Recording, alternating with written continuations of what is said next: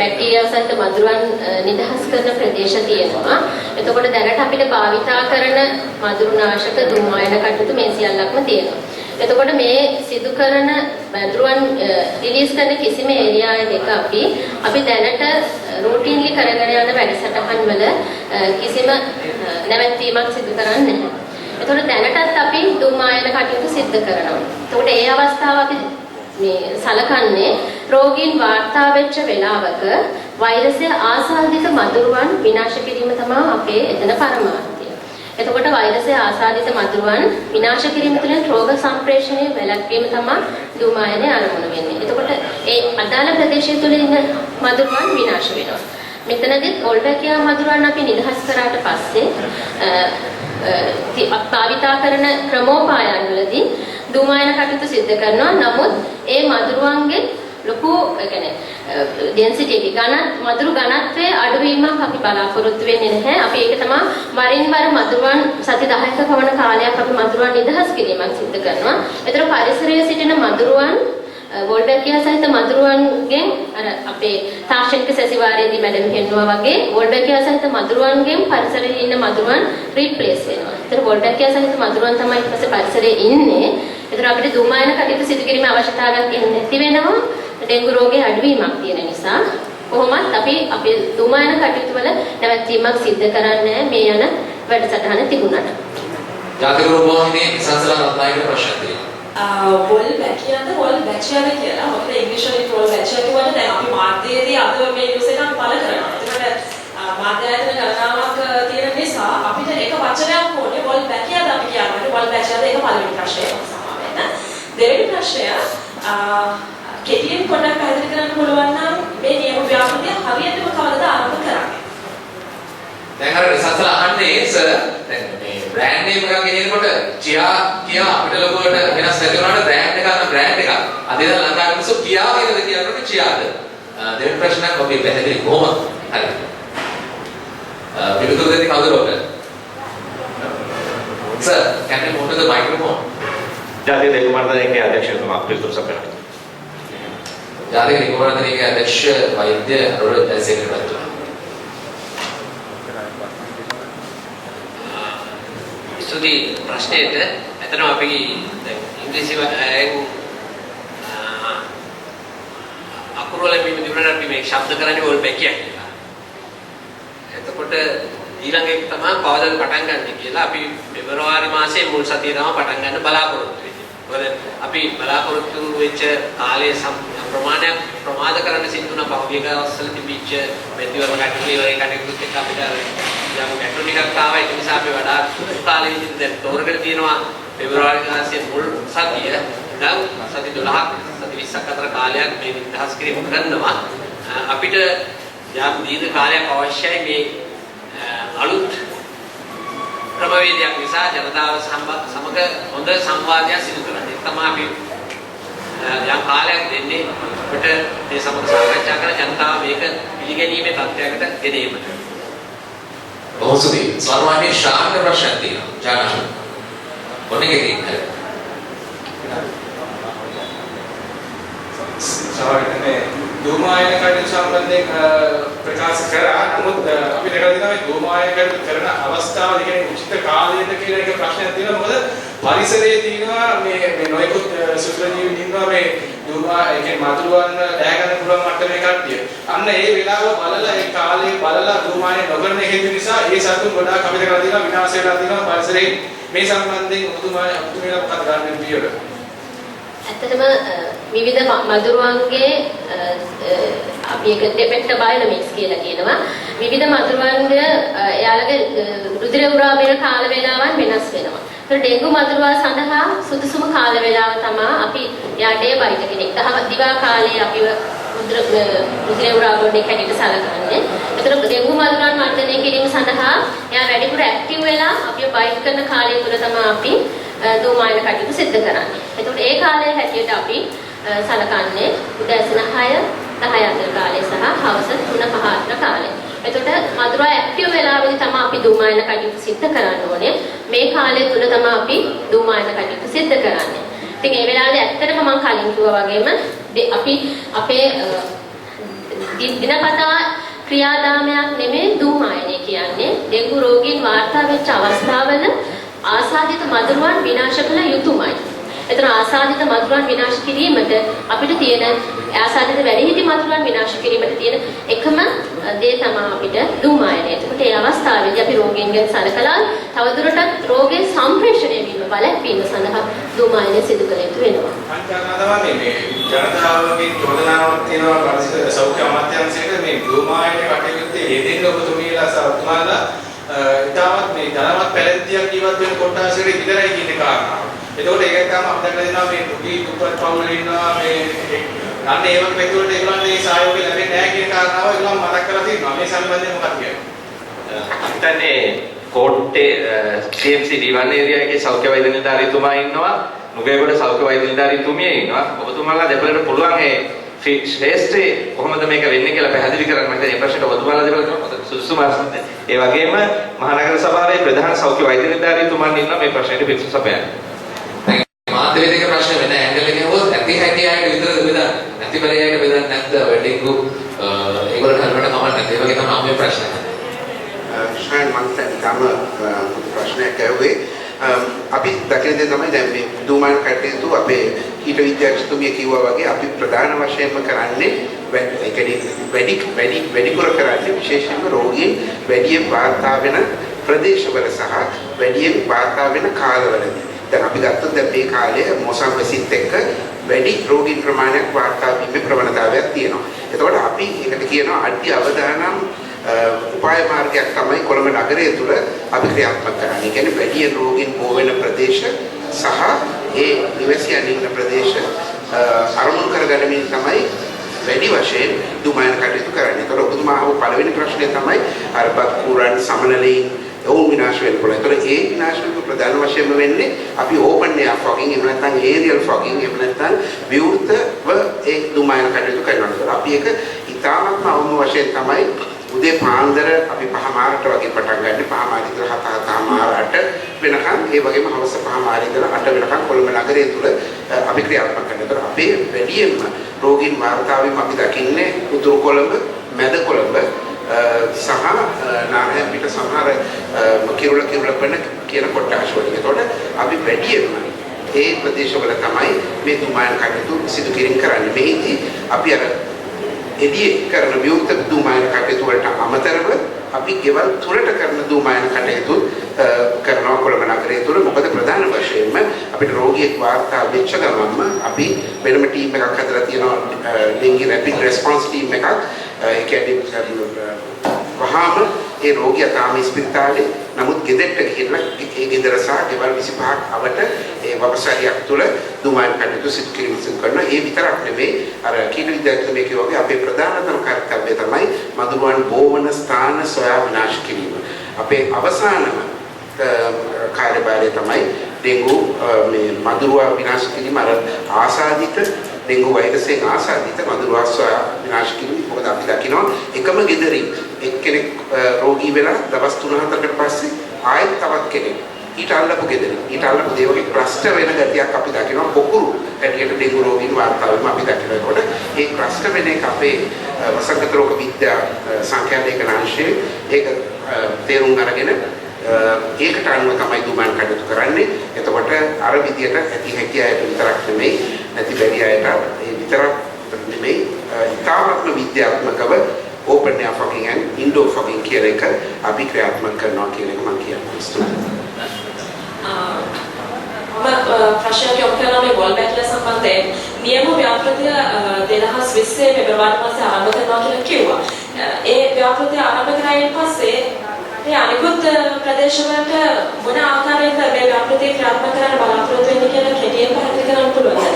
ඒත් එක්කම මේ ඒකේ මොකක්ද අපේ ටාගට් යම්කිසි කාලයක් තියෙනවානේ 2020 එක වෙනකොට මොන වගේ බලාපොරොත්තුවක්ද තියෙන්නේ මේ ව්‍යාපෘතියත් එක්ක?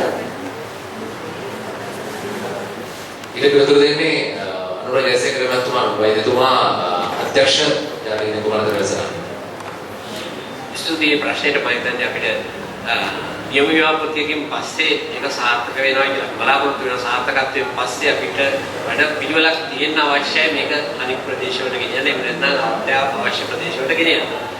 ඒ අනුව අපි මේ සාර්ථකත්වය සමගම අපේ විද්‍යාගාරවල අපි විශේෂ විද්‍යාගාරයක් ආරම්භ කරන්න සූදානම් වෙලා ඉන්නවා. ඊට පස්සේ අපි ලංකාවේ මේ විතර ඇති කරලා විතර හදලා ලංකාවේ තුලම Wolbachia සහිත මధుරයන් නිෂ්පාදනය කරන්න බලාපොරොත්තු වෙනවා. ඒ සඳහා අපිට දැන්ටත් මේ ලෝක මధుර ව්‍යාපෘති වලින් පොරොන්දු වෙලා තියෙන අවශ්‍ය තාක්ෂණික පහසුකම් ලබා දෙනවා. එතකොට 2021 මේක සාර්ථක වීමත් සමගම අපි අවශ්‍යතාවය අනුව dengue වැඩි තියෙන ප්‍රදේශවල මේ ව්‍යාප්ත කරමින් යනවා මේ වැඩසටහන. ඒ වගේම මේ මීට ප්‍රශ්නයක් තියෙනවා මේ සෞඛ්‍ය අමාත්‍යාංශයේ වසංගත රෝග පිළිබඳව අසල දැනීමක් ඇති අපේ පබාපලි වන්න මහත්මියගේ විශේෂඥ වෛද්‍යවරියකින් අහනවා මේක කාලයට මර්ධන රැලි එනවා. ඒ වගේම මේක තව එක රැල්ලක්ද එහෙම නැත්නම් මේක තව මේ තව කෙනෙක් සතුටු කිරීමේ ව්‍යාපාරයක්ද කියන එක ගැන වගේම මේ දැන් මේ අලුත් ක්‍රමවේදයේ Wolbachia Wolbachia කියන එක මොනතරම් අවසරයක් තුල ක්‍රියාත්මක වෙනවද කියන එක පොඩ්ඩක් දැනගන්න දෙන්න උතුමේ.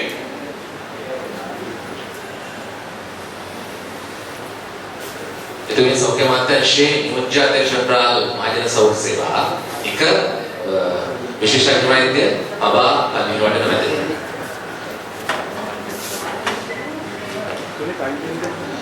මට පොඩ්ඩක් මයික් එක මයිකට ගත්තා නේද?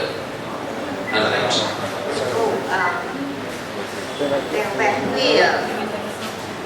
වැල්ලක්ද කියලා මේ මధుරෝ Wolbachia කියන බැක්ටීරියාව හඳුන්වා දීම නෑ. එතෙම dengue මර්ධනය සඳහා අපි විවිධ ක්‍රමෝපායන් භාවිත කරනවා. එතකොට කියන්නේ මధుරවන් මර්ධනය සඳහා. ඒතර මෙයක් එක ක්‍රමයක් ඒ විද්‍යානුකූලව තහවුරු ක්‍රමයක් නිසා වගේම අපේ රටේ dengue රෝගීන් විශාල සංඛ්‍යාවක් වාර්තා වෙනවා. වරින් වර අපි වසංගත රෝග වලට මුහුණ දෙනවා. ඒ කියන්නේ අවුරුද්දක් ඇරෙන්න නැත්නම් කමට අවුරුදු කීපයකට වරක්. ඒ වගේම බොහෝ අවස්ථාවලදී අපිට රෝගීන් විශාල සංඛ්‍යාවක් වාර්තා වෙනුත් දකින්න ලැබෙනවා. මధుරන්ගේ ඝනත්වයේ විශාල වැඩිවීමක් අපි වරින් වර නිරීක්ෂණය කරන විශේෂයෙන්ම වර්ෂාව, කඩින් කඩ වැසි මේ පවතින දේශගුණික තත්ත්වත් සැලකිල්ලට අරගෙන මధుරවන් මර්ධනය කිරීමේ තවත් ක්‍රමයක් හැටියට ඒ සාර්ථක ක්‍රමයක් හැටියට හඳුන්වා දීමක් තමයි මේ අවස්ථාවේදී කරන්නේ. ඒක නිසා මම ඒක රැල්ලක් හැටියට දකින්නේ නැහැ. අපි බලනවා අපේ රටේ ක්‍රමය සාර්ථක වේද කියන එක. මොකද දැන් අපි කතා කරා Wolbachia කියන්නේ කියන බැක්ටීරියාවක්. අපිටත් පුළුවන් වෙයිද ඒ බැක්ටීරියාව ඉදිරියේදී මధుරවන්ගේ ඝනත්වය අඩු වෙන්නේ එහෙම නැත්නම් dengue රෝගය ව්‍යාප්ත කිරීම අඩු කරගන්න සාර්ථක වේද කියන එක. කරන්න යන පයිලට් ප්‍රොජෙක්ට් එකක් විදිහට තමයි දැන් මේ අපි ආරම්භ කරන්නේ. ඉතින් අපි බලමු සාර්ථකත්වය කොහොමද ඉස්සරහට ගියේ. දැන් පෙබරවාරි මාසේ පටන් ගත්තා මාස 6ක් විතර අපිට ඒ කාර්ය කරගෙන යන්න වෙනවා. ඊට පස්සේ අපිට බලන්න වෙනවා සාර්ථකත්වය කොයි වගේද කියන එක. එතකොට දැනට අපි ක්‍රියාත්මක වෙන්නේ වපසරිය ඔබ ඇහුවා. එතම GN area 10ක ක්‍රියාත්මක වෙනවා CMC එකේ. එතකොට නුගේගොඩ GN area 15ක ක්‍රියාත්මක වෙනවා.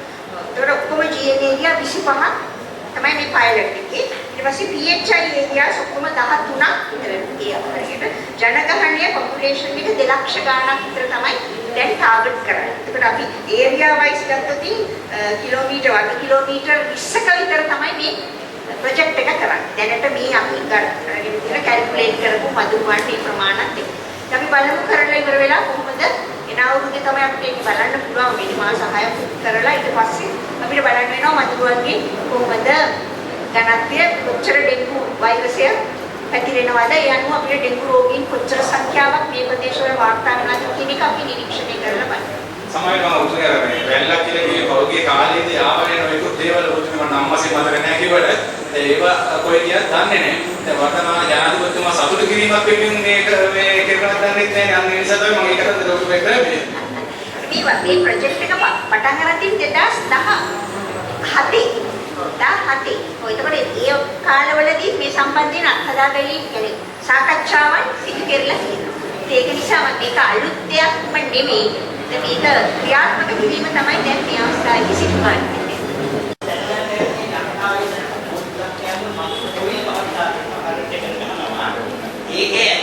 ක්‍රියාකාරීත්වය මොකක්ද? ඒක භාවිතා කළ සුදුසුද? මේ ගැටලුවක් කියනවා ජනතාව අතර හැම ගෙදරකම හැම කඩේකම මේක මහා පරිමාණයෙන් යනවා.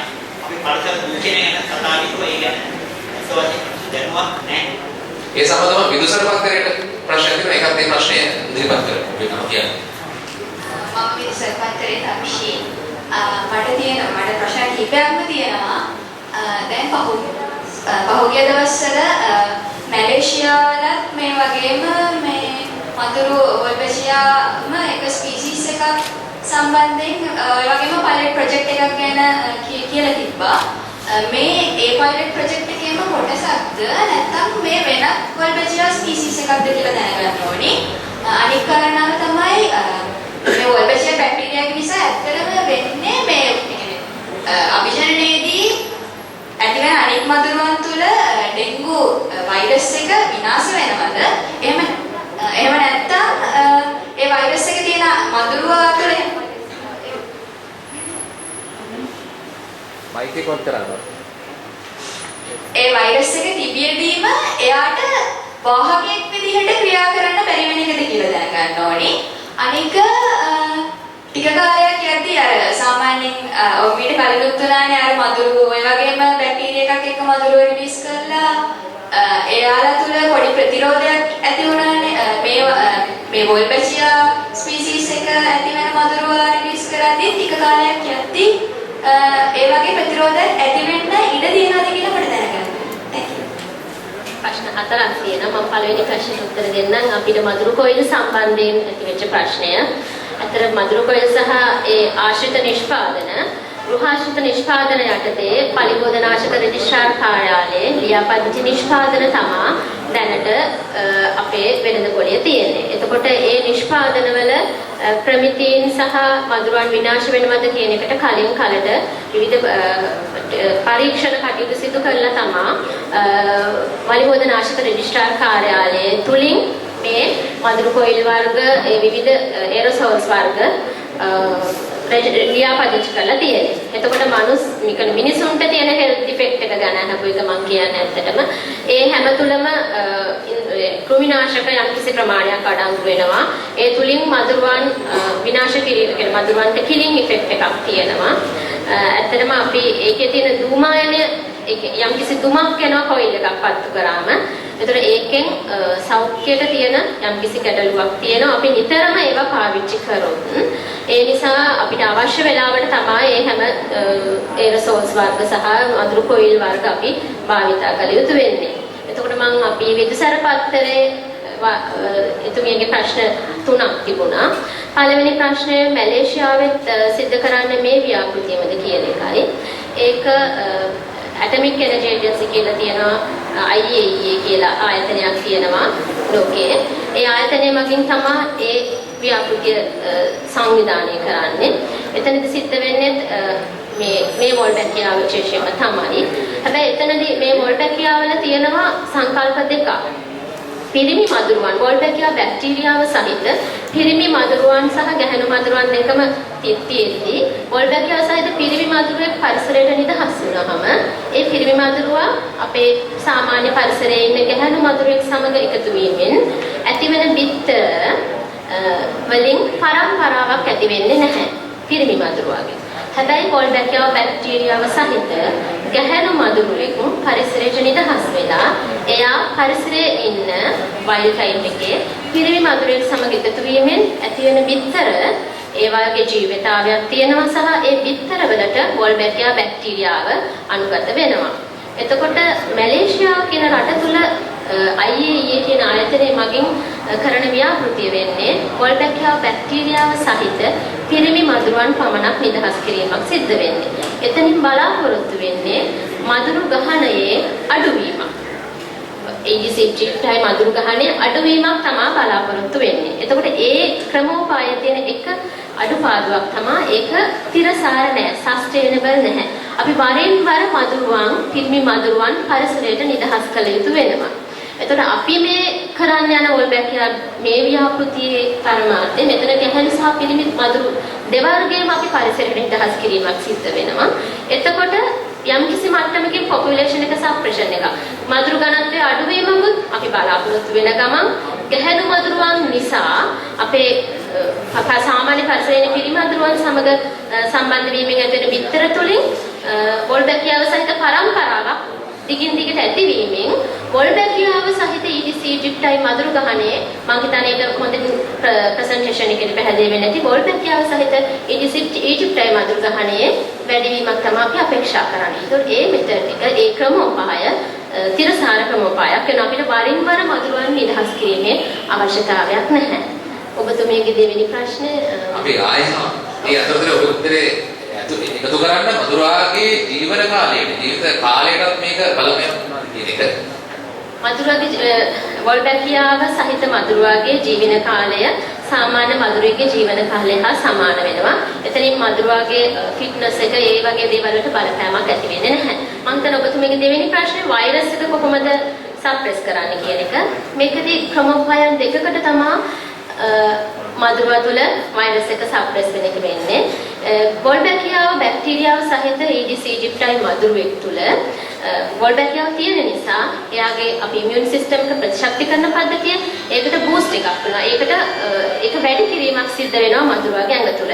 ඒ හේතුව නිසා වෛරසයේ මදුරුවාගේ ඇඟ තුළ ගුණණීය වීමක් සිද්ධ වෙන්නේ නැහැ. අනිත් කාරණය තමයි වෛරසය සහ බැක්ටීරියාව දෙන්නම ඊඩිස් ඊජිප්ටයි මදුරුවාගේ ශරීරය තුළ සිටිනවා. මේ වෙලාවේදී බැක්ටීරියාවක් සහ වෛරස් එකක් තියෙන්නේ. මේ දෙන්න අතර මදුරුවාගේ ඇඟ තුලින් යම් ජෛව අණු ලබා ගැනීමේ තරගයක් ඇති වෙනවා. ඒ තරගයේදී වොල්බැකියාව බැක්ටීරියාව තමයි ජයග්‍රහණය කරන්නේ. ඒ තිළුණුත් වෛරස් එකට ගුණණීය වීමේ හැකියාවක් නැති වෙනවා. මේ කාරණා දෙකම නිසා වෛරස් එක ගුණණීය නොවීම නිසා මදුරුවාගේ කේට ග්‍රන්ථි වලට වෛරසය පැමිණෙන්නේ නැහැ. එතනින් ට්‍රාන්ස්මිෂන් එක ඒ කියන්නේ තව කෙනෙකුට සම්ප්‍රේෂණය වීම වැළැක්වීමක් සිද්ධ වෙනවා. අද මාධ්‍යවේදීන් අහන අන්තිම ප්‍රශ්නය අහන්නේ මේ කෝට්ටේ නගරාධිපති මధుර විතානගේ මැතිතුමා. මధుර විතානගේ මැතිතුමා දැන් ඔබතුමත් එක්ක අපි මාධ්‍යවේදීන් බොහෝ වැඩ කරලා තියෙනවා. අපි මෙතන ඉන්නවා ටීවී channel ITN රූපවාහිනී හිරු දෙරණ සිරස සියත ආදී සියල්ල. ඒ අය මේ ප්‍රශ්නේ හොත් නිකන් කෙනෙකුට කඩේ යාමක් හෝ නැත්නම් කෙනෙකුට විරුද්ධ වීමක් මේ කියලා දැන් මේ හැමෝම වෙනුවෙන් මම මේ ප්‍රශ්නේ අහන්නේ. නගරාධිපතිතුමා දැන් අහනවා මේ ලංකාවේ මෙච්චර කාලෙ මේ නගර සුද්ධ කරන්න බොහොම අමාරු වුණා. හැබැයි දැන් මිනිස්සු පාරට වෙලා නගර සුද්ධ කරනවා. පාරවල් සුද්ධ කරනවා. දැන් ඔබ දේශපාලඥයෙක් විදිහට විතරක් නෙමෙයි ඔබ ටෙක්නිකල් පර්සන් කෙනෙක්නේ. මිනිස්සුත් එක්ක ඉන්න කෙනෙක් ඔබ ඒක කොහොමද විග්‍රහ කරන්නේ? මෙතන මේ සුද්ධ කරන්න කියලා දඩ ගහන්න ඕනේ පාරවල් වල බොහොම ඉලා හලවල කරන්න ඕනේ. ඔබ මොකක්ද ඔබේ අදහස කියන්නේ? දැන් මිනිස්සු ස්වේච්ඡාවෙන් ගිහිල්ලා මේ පාරවල් සුද්ධ කරන්නේ. සංඝයා වහන්සේලාත් මත එක ආණ්ඩුවෙන් දැන් සුද්ධ කරනවා. මොකක්ද වෙලා තියෙන්නේ? මේක නිකන් බොරු රැල්ලක්ද? මේක කොහොමද ඔබ විශ්ලේෂණය කරන්නේ? ඇත්තටම හොඳ ප්‍රශ්නයක් ඇහුවේ. මේ වොල්බැකියා වගේම තමයි ඒ කියන්නේ මදුරු ප්‍රශ්නේ වගේම තමයි මේ ලංකාවේ පළාත් පාලන වැඩ කටයුත්ත. මොකද පළාත් පාලන ආයතන විශාල පහුගිය කාලය පුරාම තාමත්ම බලවත් විදිහට අකර්මණ්‍ය කරලා තිබුණේ. මොකද පළාත් පාලන ආයතන තීච්ච සියලුම බලතල විශේෂයෙන්ම මධ්‍යම රජය විසින් බොහෝ බලතල පවරගෙන තිබුණා. ඒ වගේම මෙතන මම දේශපාලනයක් කතා කරන්නේ නෙමෙයි. බලාපොරොත්තු වෙන්නේ නමුත් මධ්‍යම රජය එක දේශපාලන ප්‍රවාහයක්. ඒකට පළාත් සභා තවත් දේශපාලන ප්‍රවාහයක්. ඒ වගේම පළාත් පාලන ආයතන තවත් දේශපාලන ප්‍රවාහයකින් තමයි කල්පනා කරන්නේ. ඉතින් ඒ විශාල ගැටුම් අතරේ ඔය ඔබ කියන අනේක විද අපහාස චෝදනා විවිධ පීඩන එක තමයි මේ පළාත් පාලන ආයතන වැඩ කරේ. මොකද විශේෂයෙන් පළාත් පාලන කමිටුවේ අපේ නාගරික කොමසාරිස්තුමියගේ සිට ඉහළ වෘත්තීය මට්ටමේ විශාල පිරිසක්. මොකද පළාත් පාලනය කියලා කිව්වම මේ කසලා දින කාණු සුද්ධ කරන පිරිස නෙමෙයි.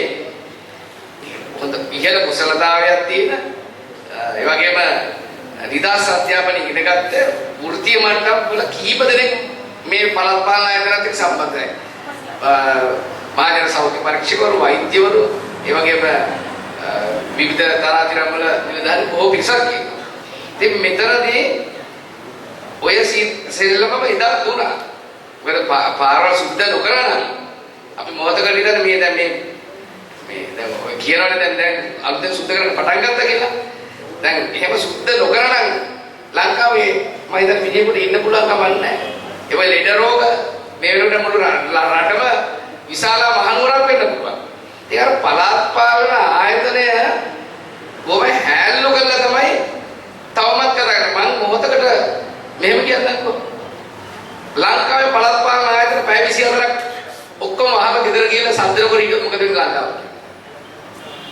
මුළු රටම ගත ගන්න පටන් ගන්නවා.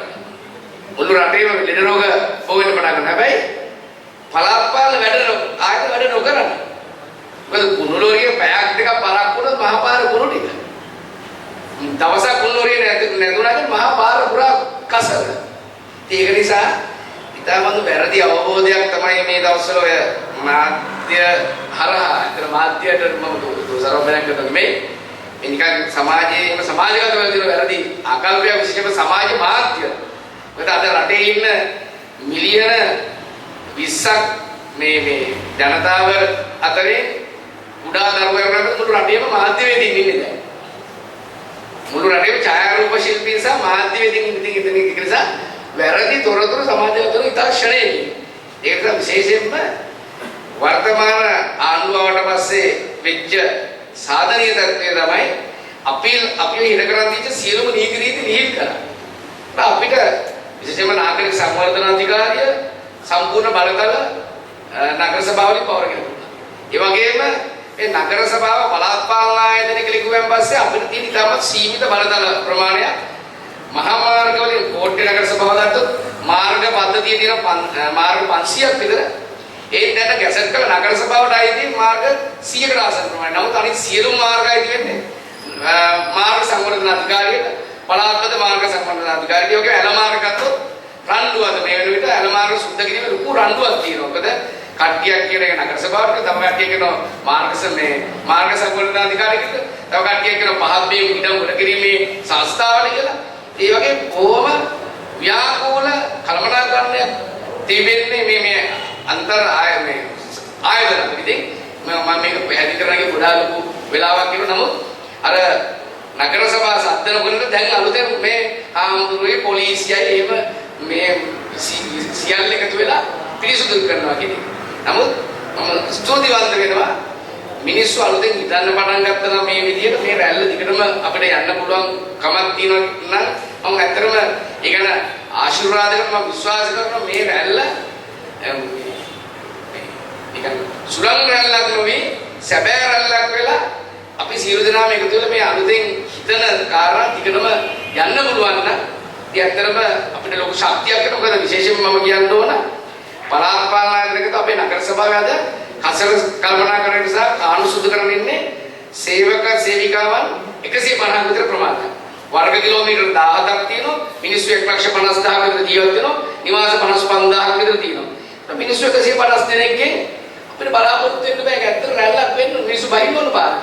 ඉතින් මම ස්තුතිවන්ත වෙනවා වර්තමාන ජනාධිපතිතුමාට විශේෂයෙන්ම එතුමා මහා පාරට බහැලා මුළු රටම ඒ තරට ගෙනල්ලා දෙන්නේ. ඒක ගැන මම හිතන දේශපාලන වේදිකයන් අපේ සියලුම අද මෙතන ඉන්න සියලුම පක්ෂ නියෝජනය කරන කරු මන්ත්‍රීතුමාලා ඒ සියලු දෙනාම අද ඒ දේශපාලනය ගැන නෙවෙයි කතා කරන්නේ. අපි මේ නගරේ රට ලස්සන කරන ඉතින් ඒ රැල්ල සැබෑ රැල්ලක් සදාකාලික රැල්ලක් වුණොත් මේ ප්‍රශ්න වලින් මම 100ක් වැඩි කරන්න පුළුවන්. ඒක ගැන මම විශේෂයෙන්ම මාධ්‍යවේදීන්ට ස්තුතිවන්ත වෙනවා අපිට දෙන සහයෝගය. සුදී මාධ්‍යවේදීන්ගේ ප්‍රශ්න වටේ අවසන් කරනවා. දැන් අපි හරි මට එක ප්‍රශ්නයක් අහන්න තියෙනවා. දැන් මේ පස්සලේ තියෙන පොලිටික තුන් ගැන කතා කරන්නේ වාගේ තියෙන පොලිටික తీරන්න නම් අපි ජනාධිපතිතුමාට කියනවා වාස්තව ප්‍රෝග්‍රෑම් ලබා අනිත් එක තමයි මේ පරිසරයේ දුෂ්කර වෙන භාවය පොඩ්ඩයි කියන කැමරා මතු කියන ගානේ අර්ථ වැඩි. ඒ වගේම තව චෝදනාවක් තියෙනවා. මේ පොලිසියේ අන්තිම ප්‍රශ්නෙට උත්තරේ දුන්නේ පැනලා ගියා කියලා. ආයි කියන්නේ ඔබ. අර මදුරුව තුළ මේ වොල්බැකියා වලට ප්‍රතිරෝධයක් අනාගතයේදී ඇති වෙයිද කියන ප්‍රශ්නේ මට තියෙනවා. ඒක මීට කලින් වුණා වගේම ආපහු ඒක වෙයිද කියලා. මීට කලින් වෙච්ච සිද්ධිය ඔය PTI බැක්ටීරියාව සම්බන්ධව කතා කරා. ඔය PTI බැක්ටීරියාව ගත්තාම ඇත්තට මේක අපි BTI බැක්ටීරියාව ටොක්සින් එක නිෂ්පාදනය කළ කීටනාශකයක් හදලා තියෙනවා. එතකොට ඒකටත් ජෛවීය පාලන ක්‍රමයක්. BTI බැක්ටීරියාවට ප්‍රතිරෝධී විශේෂ ඇති වෙලා කියන දෙයක් නැහැ. ඒක ජෛවීය පාලනයක් නිසා. ඒක එතනදී සිද්ධ කරන්නේ ඒක කීටනාශකයක් හැටියට භාවිතා කිරීම. මෙතනදී ජෛවීය පාලන ක්‍රමයක් මෙතන මතුරුවා තුළට තමයි මේ බැක්ටීරියාව දාලා තියෙන්නේ. එතකොට එහෙම ප්‍රතිරෝධී විශේෂයක් ඇතිවීමක් සඳහනක් නැහැ. එතන මෙච්චර කල තියෙන පරීක්ෂණ වලින් BTI බැක්ටීරියාව කීටනාශකයක් සහ මේක මතුරුවා තුළට ඇතුළු කරපු බැක්ටීරියාව. ඒක සංකල්ප දෙකක්. The haunting memory of dengue is the body ache. Empecé mareándome, vomitando sangre. The fever was, I really cannot explain. The world is facing a global health emergency. 1 in 3 people are at risk from mosquito-borne diseases. 390 million people are infected each year with diseases like dengue, Zika, chikungunya, and yellow fever. And climate change is making this worse by the day. The World Mosquito Programme is protecting communities from the suffering caused by these diseases. We've successfully implemented our groundbreaking technology with communities around the world, reaching more than 3 million people in 10 countries, and shown it's self-sustaining and highly effective. Far North Queensland is now essentially a dengue-free area for the first time in well over 100 years. We never thought that there would come a time somebody would research on a mosquito that is safe. When we release it that day, we are releasing hope. But we're not stopping there. We're taking our groundbreaking solution to the next level, protecting more people in more villages, towns, cities, countries, and continents around the world. E que eu acho que deve ser replicado em vários outros lugares, aqui no Brasil, na África, em qualquer lugar do mundo, dá certo. To fight mosquito-borne diseases and improve the lives of millions of people. Together.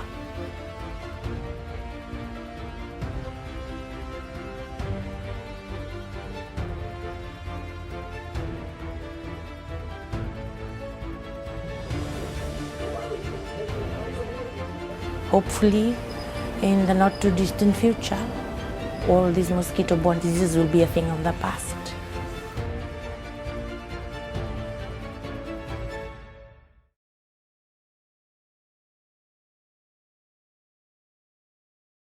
The mosquito known as Aedes aegypti originated in Africa. Over the last 400 years, it has spread throughout all tropical regions of the world, transmitting viruses to people. We are working on a way to stop this mosquito from transmitting dengue. Our method uses naturally occurring bacteria called Wolbachia that live inside insect cells and are passed from one generation to the next through the insect's eggs.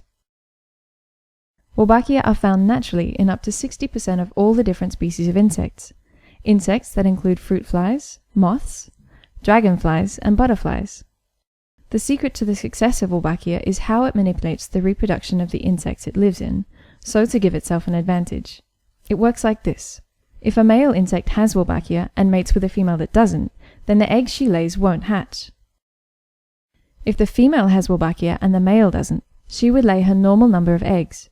They would all hatch, and all offspring will carry Wolbachia. When 2 insects that both carry Wolbachia mate, the eggs will hatch, and all offspring will carry Wolbachia. Over a few generations, the number of individuals carrying Wolbachia increases rapidly until nearly all the insects within a population have the bacteria. We wanted to see if we could use Wolbachia as a way to stop dengue transmission. To do this, we first had to move Wolbachia into the mosquito so that it would grow and be passed between generations. Using microscopic needles, we took Wolbachia from the fruit fly and injected it directly into young Aedes aegypti eggs. It took us thousands and thousands of attempts, but finally we were successful.